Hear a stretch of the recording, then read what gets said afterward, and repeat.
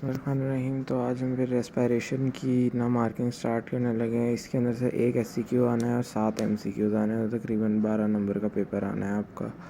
ठीक है, अब पहले मैं आपको बताता हूँ कि साकी साहब का किस तरह के, यानी साकी साहब के फेवरेट टॉपिक्स कौन से हैं और सर पूछते हैं उनसे कैसे हैं। ठीक है, तो ये मैंने जो नोट्स सर साकी के उसके बनाए हैं ना, ये ना सर साकी के लेक्चर के नोट्स हैं। तो इसमें से V/Q रेशो जो है सर को बहुत पसंद है। सर आपसे जितने भी थे ना CVS के सिनेरियोज़ या सारे ब्लड के सिनेरियो है, सर सारे सिनेरियोज़ के अंदर ना साथ में एक वेरिएंट ये भी डाल देंगे कि अब इसका जैसे सर पहले BP वगैरह पे इफेक्ट पड़ेगा, सर कहेंगे इसका V/Q रेशो पे क्या इफेक्ट होगा। ठीक है, तो V/Q रेशो को आपने अच्छे से करना है। इसके अलावा ना सर ने मेरे से वाइवा में पूछा था कि हाइपोक्सिया का पूरी बॉडी पे क्या इफेक्ट होता है और इधर पल्मोनरी सिस्टम के अंदर इसका क्या इफेक्ट होता है। तो पूरी बॉडी के अंदर इसका डिफरेंट होता है और पल्मोनरी सिस्टम के अंदर इसका उससे ऑपोजिट होता है। ये कर लीजिएगा। उसके बाद सर ने ये बताया हुआ है कि आपके पास पार्शियल प्रेशर ऑफ ऑक्सीजन कम होगा तभी हाइपोक्सिया होगा, उसकी ये सारी कंडीशंस होती हैं। ठीक हो गया। फिर ये कुछ वैल्यूज़ हैं, इनको आपने रट्टा लगा लेना है। आपको पता होना चाहिए कि ऑक्सीजन की और कार्बन डाइऑक्साइड की कितनी कितनी आपके पास कंसनट्रेशन होती हैं, और उसके बाद आपको ना ये सारा का सारा आपको आना चाहिए। V/Q तो बहुत इम्पोर्टेंट है। अच्छा, उसी से रिलेट करके फिर सर कहते हैं कि अगर आपके पास ना, यानी इधर ये इन्हीं वैल्यूज़ से रिलेट करके फिर सर सिनेरियो देते हैं। और फिर आपको जैसा मैंने ये लिखा हुआ है कि अगर वीनस ब्लड जो है वो आर्टीरियल ब्लड के अंदर जाएगा लेकिन PCO2 और PO2 चेंज नहीं होंगे, तो यानी इसका मतलब है कि प्रॉब्लम पल्मोनरी सिस्टम में पड़ी है। तो पल्मोनरी सिस्टम में मतलब है कि आपके पास वेंटिलेशन वी का मसला है। ठीक है, तो इसके अंदर कौन कौन से सिनेरियोज आ जाते हैं, वो सारे के सारे सिनेरियोज इसके अंदर आपके आ जाएंगे। फिर अगर आपके पास ना दूसरी कंडीशन के क्यू का अगर मसला हो ना, तो क्यू का मसला होगा तो यानी परफ्यूजन का मसला है, तो इसके अंदर आपके पास सारे के सारे कार्डियोवैस्कुलर रिलेटेड डिजीज आ जाएंगे, जिस तरह heart failure, ischemia, myocardial infarction, congenital heart failure. ठीक है, तो इस तरह करके V/Q को तो अच्छे से कर लेना। तो इसका मैंने लेक्चर ना रिकॉर्डेड है, मेरे पास भी है, अगर मांगना हो तो मांग लीजिएगा, भेज दूँगा। फिर ये हीमोग्लोबिन डिसोसिएशन डिसेशन का एसोसिएशन ऑक्सीजन डिसोसिएशन का जो है ये बहुत इंपॉर्टेंट है, सर को बहुत पसंद है। इसके अंदर से ये सारी बातें सर पूछते होते हैं। ठीक है, इसके अंदर भी ये सारी की सारी कंडीशंस होती हैं, इनके अंदर की किन कंडीशन में कर्व पे क्या अफेक्ट होता है ये आपको पता होना चाहिए। सर ये ना मेटाबॉलिज्म से स्टार्ट करते हैं कि मेटाबॉलिज्म जो है, सारी चीज़ें सर की ना मेटाबॉलिज्म से रिलेटेड होती हैं। ठीक है, कि मेटाबॉलिज्म में आपके पास ना फिर O2 का पहले ट्रांसपोर्ट किस तरह होगा, फिर कार्बन डाइऑक्साइड किस तरह होगा, फिर ये बोहर इफेक्ट और हेल्डेन इफेक्ट। हर सवाल के अंदर जिस तरह मैंने V/Q का कहा ना, इसी तरह सर रेस्पिरेशन से कोई सवाल बनाएंगे तो उसके अंदर सारे चीज़ों में सर बोहर इफेक्ट और हेल्डेन इफेक्ट क्या होंगे ये करके डाल देंगे। ठीक है, तो इसका ये आप लोगों ने बायोकेम में भी उसमें पढ़ा होगा, प्रोटीन्स के अंदर ये सारी चीज़ें यहाँ पे भी वही हैं, थोड़ा सा ज़्यादा खप डाल के किया। फिर राइट साइड शिफ्ट किन किन कंडीशंस में होगी, लेफ़्ट साइडेड शिफ्ट किन किन कंडीशंस में होगी, ये आपको पता होना चाहिए। जैसा ये अब ये कंडीशन जो है ये सारी राइट साइडेड की हैं कि जिनमें भी मेटाबॉलिज्म ज़्यादा होगा उनमें राइट साइड शिफ्ट होगी, लेफ़्ट साइडेड शिफ्ट की ये कंडीशंस लिखी हुई हैं। Carbon dioxide, carbon monoxide poisoning हो जाए, इस तरह करके आपके पास ना ये। इसके अलावा मैंने नोट्स जिनके नहीं बनाए हुए लेकिन सर को पसंद हैं, तो वो हैं जी कंप्लायंस और जोन्स। ठीक है, इसके सर के लेक्चर ना ऐसे जो ऑडियो फॉर्म में नहीं थे, वीडियो फॉर्म में थे, और वो भी ना किसी ग्रुप में थे।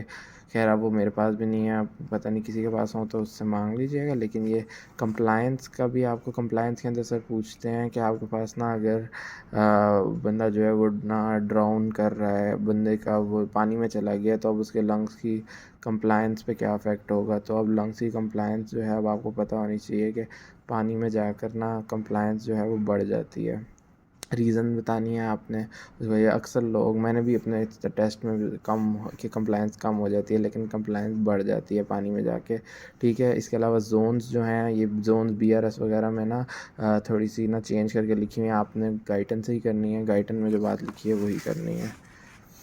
उसके बाद फिर नेक्स्ट आ जाता है ये वो चैप्टर, वो जो रेगुलेशन ऑफ रेस्पिरेशन वाला, कंट्रोल ऑफ रेस्पिरेशन वाला। सर साकी ने भी सारा का सारा ना उस वही जो गाइटन में लिखा है ना उसी चीज़ों उन्हीं चीज़ों को बताया हुआ है, तो आप गाइटन से ही कर लीजिएगा। बस साथ ये लेक्चर लेना चाहें तो सुन लीजिएगा। ठीक है, और ना बस ये वही सारी की सारी बातें हैं, गाइटन में इन सबको लिखा हुआ है। सर ने ये चेन स्ट्रोक्स ब्रीदिंग सर बहुत पूछते हैं, वाइवा में भी पूछते हैं, थ्योरी में भी बहुत पूछते हैं। ये बहुत ज़्यादा इंपॉर्टेंट है। इसका एक साइकिल सा बना हुआ होता है, वो कि आपके पास ना पीरियोडिक ब्रीदिंग होगी, उसके बाद फिर पीरियड्स ऑफ रैपिड ब्रीदिंग होगी, और ना इस तरह करके, और उसके बाद फिर टोटल ना आपके पास लैक ऑफ ब्रीदिंग होगी। ठीक है, तो यानी पहले बंदा बहुत ज़्यादा सांस लेगा, उसके बाद फिर सांस आना ना बंद हो जाएगी। इस तरह की जो ब्रीदिंग है वो चेन स्ट्रोक ब्रीदिंग है। इसका पूरा गाइडन में भी टॉपिक लिखा हुआ है पूरा का पूरा। इसके अलावा रेस्पिरेटरी बर्स्ट हो गया, ये भी आपको पता होना चाहिए, ये एपनिया वगैरह पता होना चाहिए। ठीक है, ये सारा का सारा चेन स्ट्रोक ब्रीदिंग में ही सारा का सारा सर ने बताया हुआ है।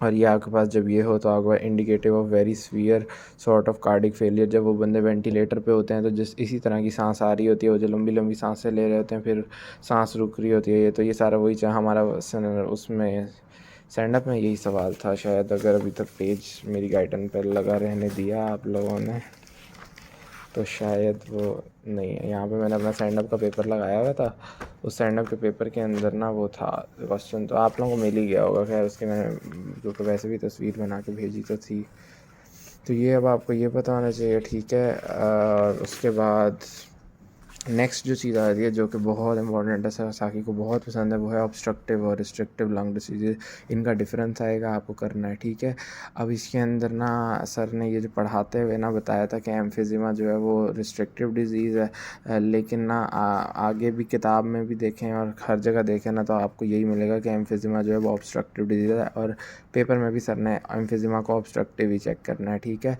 तो इसलिए आपने याद रखना कि एम्फिजिमा जो है वो ऑब्स्ट्रक्टिव डिजीज़ है। इसी तरह डिफरेंट कंडीशन होती है, COPD हो गई, ये भी ऑब्स्ट्रक्टिव है, एस्थमा हो गया, इसके अलावा और भी सारी की सारी बहुत सारी कंडीशन होती हैं, आपने वो सारी करनी है। और रिस्ट्रिक्टिव में वो काइफोसिस वगैरह और स्कोलियोसिस वगैरह ये सारी आ जाती हैं, तो ये आपको सारी की सारी आनी चाहिए, रिस्ट्रिक्टिव और इनका डिफरेंस। अब इनका डिफरेंस एक तो इस तरह करके भी होता है, इसके अलावा ना आपको इनका FEV1 रेशो जो होती है उसके उस पर इफेक्ट आना चाहिए, फिर FEV1 ओवर FVC रेशो जो होती है उसके ऊपर आपको इसका इफेक्ट आना चाहिए कि किस तरह रेशो निकलती है, वो सारा आना चाहिए। ठीक है, इसके अलावा ना आपके पास ना इन सब चीज़ों का, यानी आपके पास कोई भी सवाल दे के उसके बाद सर कहते हैं कि इसका इफेक्ट बताएं कंप्लायंस पे, V/Q रेशो पे और हीमोग्लोबिन ऑक्सीजन कर्व पे, तो वो सारा का सारा आपको फिर ना इस तरह करके बहुत सारी चीज़ें ना घुमा फिरा के बतानी होती हैं सर को।